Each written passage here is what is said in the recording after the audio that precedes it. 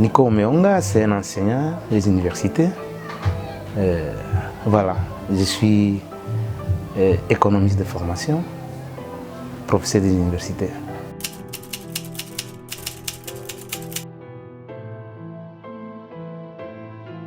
Oui, ces dates-là me rappellent beaucoup de choses. Bon, je dois noter que je n'ai pas été à ces dates, je n'étais pas encore né.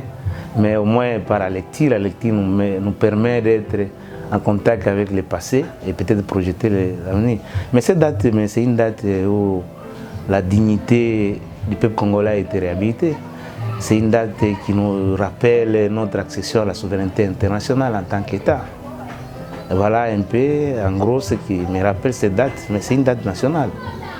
C'est une date, une fête nationale. Et demain déjà, nous allons célébrer l'indépendance tchatcha.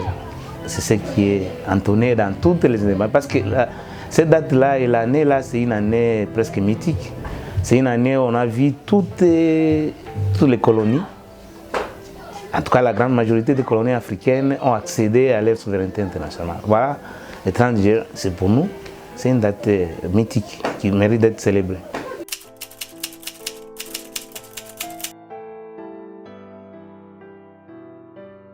Merci pour la question. Mais avant d'en arriver, voyons d'abord à quoi nous avons péché. Quand nous retrouvons à la table ronde, quand je dis nous c'est-à-dire les pères de l'indépendance, comme toujours, notre pays, nous sommes toujours caractérisés pour le partage. Quand il y a des négociations, il y a des pourparlers, le partage des responsabilités.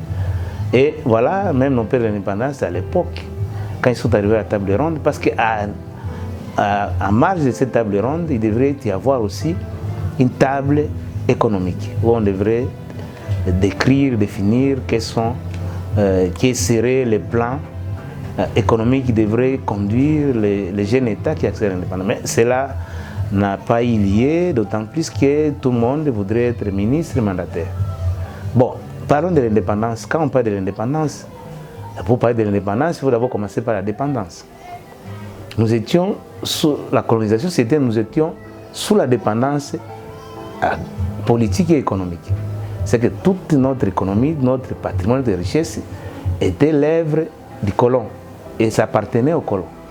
Maintenant, quand on parle de l'indépendance économique, c'est qu'on essaie de s'émanciper. On quitte cette colonisation avilissante qui a été qualifiée une colonisation d'exploitation et de paternalisme. C'est-à-dire, nous nous émancipons. Nous quittons le stade où nous étions enfants, où nous dépendions de tout pour notre existence. Alors, l'indépendance consiste à ce qui est l'amélioration de la qualité de vie des Congolais, suppose que tous les 4 secteurs classiques de l'économie sont l'œuvre des Congolais et les Congolais en sont acteurs. Mais c'est à ce point-là qu'on peut dire aussi qu'on est indépendant. Mais aussi, il faut qu'il y ait indépendance, il y a certains attributs d'indépendance. Par exemple, la monnaie. La monnaie, c'est un attribut d'indépendance. Hier, on était avec les francs belges, je crois. Maintenant, l'indépendance, c'est défini aussi par rapport à la monnaie. Mais je note avec regret que jusqu'ici, même si ce point-là, nous sommes toujours sous les jougs des puissances étrangères. Vous en savez quelque chose de la dollarisation?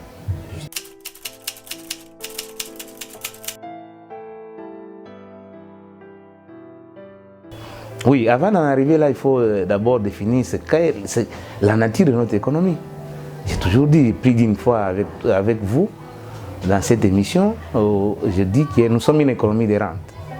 Une économie entièrement, exclusivement extravertie. Et quand on parle de l'extraversion, c'est-à-dire c'est une extraversion financière, commerciale et technologique. Or, quand on parle de l'économie, quels sont les acteurs, les secteurs qui génèrent les richesses, les patrimoines, les activités? Nous avons 4 secteurs. Les secteurs primaires, c'est les mines, l'agriculture. Mais ce secteur-là, essentiellement secteur minier, il est tenu par qui? Si hier, on pouvait dire que la Gécamine était le poumon économique de la RDC, aujourd'hui, on n'en peut pas. Parce que tous les carrés miniers ont été cédés entre les mains de ce que vous appelez investisseurs, mais en réalité, ce sont des vautours qui sont venus, qui s'en ont approprié ces carrés miniers. Tout ce qui est produit dans notre sous-sol, c'est l'œuvre des expatriés. Bon, vous allez même dans le secteur du bois, c'est entre les mains. Mais arrivons maintenant au secteur industriel. Le secteur industriel n'existe plus. Parce que de toutes les économies du monde, c'est le secteur avant qu'on en arrive à l'économie numérique, c'est le secteur, quand on parle même de l'indépendance devrait se situer au niveau du secteur industriel. Rappelez-vous, quand nous accédons à l'indépendance, on avait au moins 6500 industries. Mais arrivé en 1980, on a détruit ces industries pour se limiter à 1800 industries. Mais quand nous arrivons maintenant, aujourd'hui, en 2010 d'abord, 110 industries. Aujourd'hui, nous sommes autour de 60. Et mais ces industries-là, elles sont tenues par qui? Toujours par les expatriés. Prenons les cas les plus éloquents. Même les repas les plus consommés au Congo, les pains ou les gâteaux, c'est toujours l'œuvre des expatriés, dans tous les secteurs. Bon, quand est-ce que nous allons produire ce que nous allons consommer? Mais c'est ça même le paradoxe congolais. Quand nous parlons de paradoxe congolais, nous produisons ce que nous ne consommons pas. Nous consommons ce que nous ne produisons pas. Ça, il faut commencer par régler cette question-là. Et il faut créer, parce que notre économie, non seulement qu'elle est extravertie, mais elle est désarticulée. Elle n'est pas intégrée de l'intérieur. Pourquoi regarder dans l'histoire de la pensée économique, toutes les économies, toute l'industrie a vu les jours aux côtés du village? Pourquoi au village? Parce que c'est au village où il y a quelle activité principale du village? L'agriculture, pêche et élevage. Quand on a produit suffisamment et puis on a consommé et qu'on ne sait pas tout terminer ce qu'on a consommé, il faut conditionner. On a cueilli beaucoup de mangues, mais si on ne les conserve pas, ça va pourrir. Donc il faut créer une industrie qui fait passer la mangue au jus. Voilà comment est née l'industrie manufacturière. Parce que les quelques industries dont on parle ici au Congo, ce sont les industries d'exploitation. Ce n'est pas ça. Quand on parle de l'industrie, c'est l'industrie manufacturière. L'industrie qui est capable de transformer les matières premières en produits finis. Ça n'existe pas. Bon, c'est à ce niveau-là que l'indépendance pouvait se constater. Mais qu'est-ce que nous faisons? Pendant que l'économie n'est pas intégrée, mais nous nous précipitons pour nous retrouver dans toutes les organisations économiques sous-régionales et régionales. Et quel est le rôle que nous jouons? Nous jouons toujours le rôle de la figuration.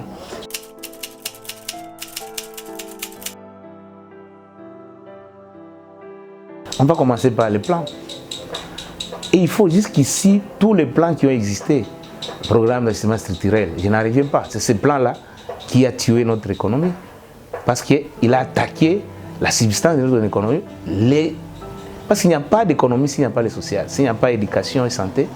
Mais quand on est arrivé à tuer ça, tout le reste a été mis à mort. C'est-à-dire que pour tuer bien le pays, il faut tuer son éducation, sa recherche. C'est ce qui a été fait. Initiative PPT. Tous les programmes qui ont existé sont les programmes de prêt-à-porter qui n'ont pas. Donc il faut, premièrement, il faut un plan stratégique endogène, concis par les Congolais et qui sera mis par les Congolais. Non, ce plan-là, et pour faire un plan, la première des choses, j'ai toujours dit, on ne fait jamais le bonheur de quelqu'un à son absence et à son insu. Vous voulez parler des plans, même les tout derniers ici. Il y en a eu trop de plans. Trop de plans, tue les plans. Quand je parle de plans, c'est un plan pluriannuel, même de 30 ans, où tous les régimes qui vont se succéder vont se greffer à ces plans, chacun amène sa touche particulière. Ce n'est pas ces plans. On a fait beaucoup de programmes. Pour faire un plan d'abord, il faut d'abord écouter. Un musicien avait dit, que demande le peuple? Ce plan-là, est-ce que ça rencontre les aspirations des véritables souverains primaires, des véritables propriétaires du pouvoir? Non. Quand nous nous asseyons dans nos bureaux climatisés, nous concevons sur base de certaines théories que nous importons de l'extérieur et que nous voulons calquer ici. Ça ne marche pas. Chaque pays a sa spécificité. Il y a des règles générales, mais il y a des règles particulières. Mais ce plan-là, combien de fois, quel est ce peuple qui a été consulté? Et ça, c'est la première chose. Dès qu'on a un plan stratégique endogène de 20 à 30 ans, Deuxième chose, tous les experts en économie de développement sachent ceci et disent ceci. Il faut envoyer les gros des moyens vers là où il y a un grand nombre de la population. Ici, toutes les statistiques indiquent que 70% de la population vit au milieu rural. Mais regardez comment nous, avec notre budget, les gros des moyens restent ici à Kin. Et ces moyens-là, ils restent pour faire quoi? C'est pour les dépenses de consommation et améliorer les trains de vie des institutions. Or, on devrait orienter les gros des moyens au village. Et ces moyens-là, trois choses. Pour terminer, on a besoin seulement de l'énergie, l'eau et l'électricité. Et puis les routes, que moi je qualifie les industries industrialisantes. Quand vous amenez ces choses-là, à partir de là, on va maintenant assister à la production agricole, la vraie production agricole, pas de subsistance. Et cette production va nous amener à l'industrialisation, qui n'existe pas encore. Si elle existe, elle est au stade embryonnaire ou elle est marginale par rapport à notre économie. Et ainsi, quand on a fait ça, on arrive au secteur tertiaire pour l'échange et le commerce. En interne, parce que nous sommes un grand marché de 100 millions de consommateurs. Quand on aura résolu ça, parce qu'il y aura connectivité intra- et interprovinciale, donc les marchés ici, maintenant on peut s'ouvrir sur le plan sous-régional et régional, on va envisager notre intégration sur le plan mondial. Sinon, si on se complaît comme c'est le cas, la mondialisation cesse d'être pour nous une opportunité, ça devient une menace. Et nous sommes marginalisés malheureusement.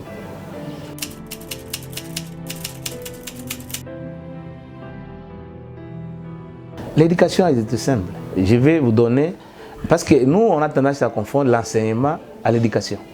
On a pris le gros de notre temps à faire l'enseignement. Parce que l'enseignement, quand on parle de l'enseignement, c'est l'acquisition de connaissances, c'est-à-dire les savoirs et les savoir-faire. Alors que l'éducation, au-delà du savoir et savoir-faire, on a aussi les savoir vivre, mais savoir aussi communiquer. Nous sommes en pleine émission pour savoir communiquer. Il y a une différence entre parler et communiquer. Et qu'est-ce qui a fait défaut dans notre pays? Le savoir, il est là. Le savoir-faire, il est là. Mais nous avons péché par quoi? Par la défiance morale. Aujourd'hui, nous sommes quand même, quand nous accédons à l'indépendance, on avait à peine une dizaine d'universitaires. Mais aujourd'hui, les universitaires se comptent une centaine de milliers d'universitaires. Nous sommes au moins 3000 professeurs universitaires à thèse. Donc, c'est ce prix-là. Mais l'éducation, inspirons-nous de l'expérience sud-coréenne.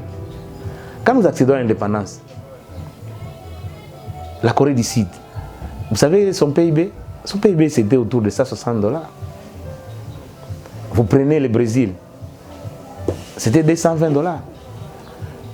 La Chine, que vous adulez aujourd'hui au point que certains confondent traite de la Chine des pays développés alors qu'il n'en est pas un, c'est un pays émergent, il avait combien?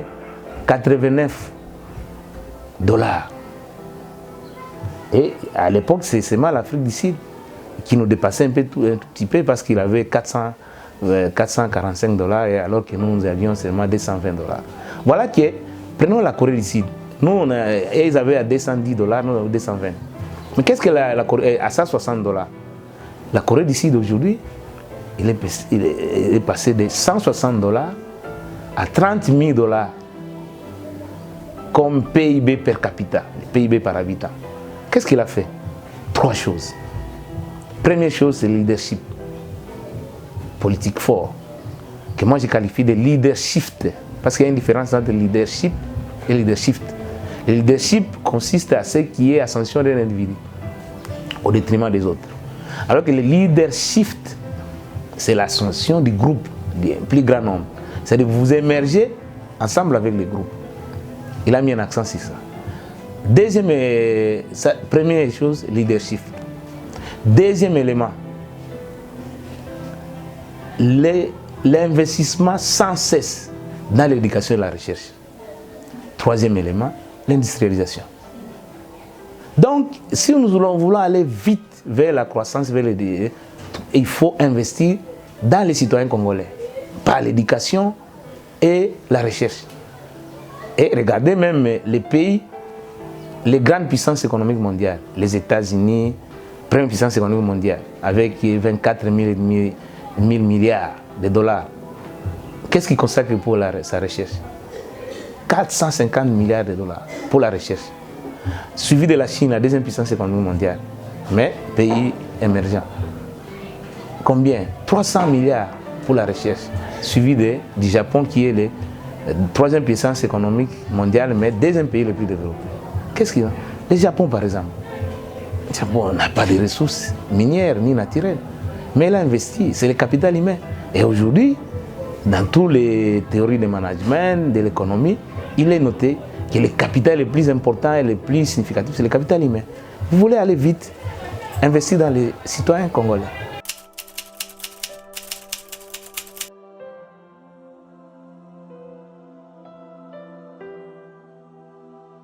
Oui, c'est chose.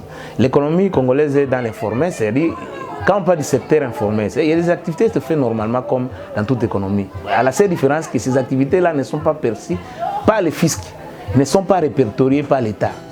Mais pourquoi ça? C'est parce qu'il y a une théorie qui dit trop d'État tue l'impôt. Le climat des affaires en pâtit.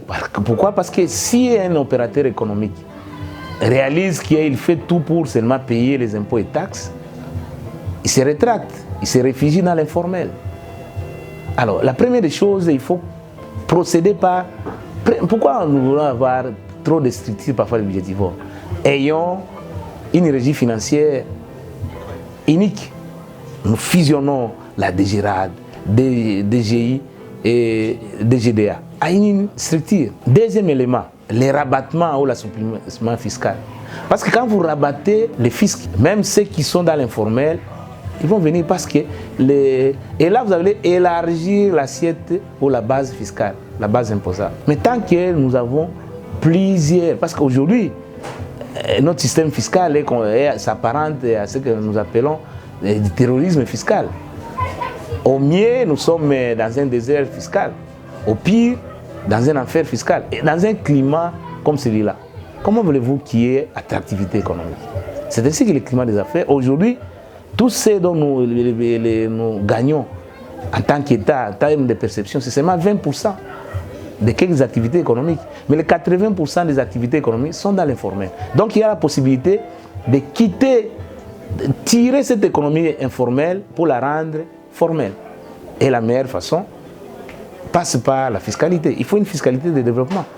Et nous sommes l'un des rares pays qui a une fiscalité onéreuse, qui étouffe l'activité économique. Et, conséquence, l'environnement économique congolais devient morose.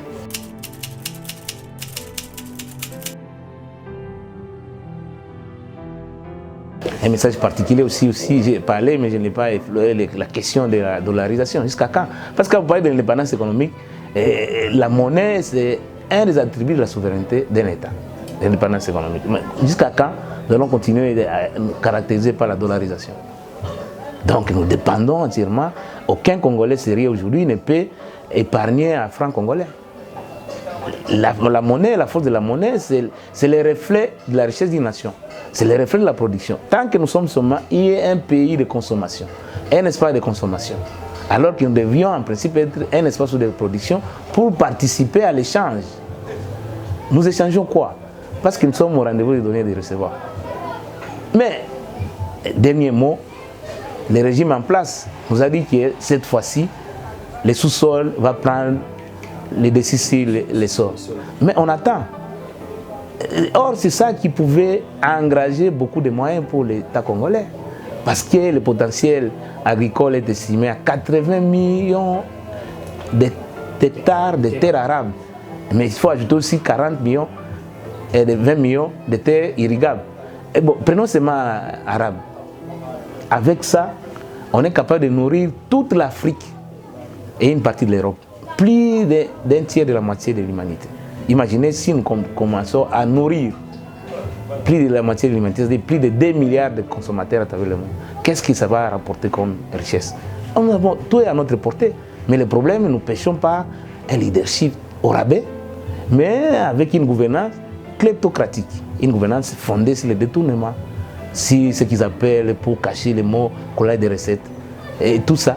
Mais dans un climat comme celui-là, aucun investisseur sérieux ne peut pas venir. Un autre élément, ça fait 20 ans que ça dit perdu à l'Est. Et on nous apprend même qu'il y a des collabos, il y a des Congolais qui sont là. La guerre dans l'Est du pays devient une guerre pour des mobiles économiques. Mais jusqu'à quand on peut ramener? Parce que sans paix ni sécurité, il n'y a pas possible de parler du climat des affaires et aucun investisseur sérieux ne peut venir prendre les risques. Tous ceux que vous qualifiez d'investisseurs, ce sont des vautours qui se lancent dans des activités spéculatives. Les investissements durables, en appui est là, il ne saura pas vous dire qu'il y a des investissements durables, ça fait plus de 30 ou 40 ans, rien de consistant et de durable. Or, c'est avec les investissements durables, physiques, qu'on peut engager et absorber le chômage de masse. Nous formons, ça fait plus de 10 ans que je forme les étudiants, mais qui sont, au lieu qu'ils soient eux-mêmes créateurs d'emplois, ils ont demandé un emploi et c'est paradoxe. Et à ce niveau-là, il faut aussi changer le système éducatif.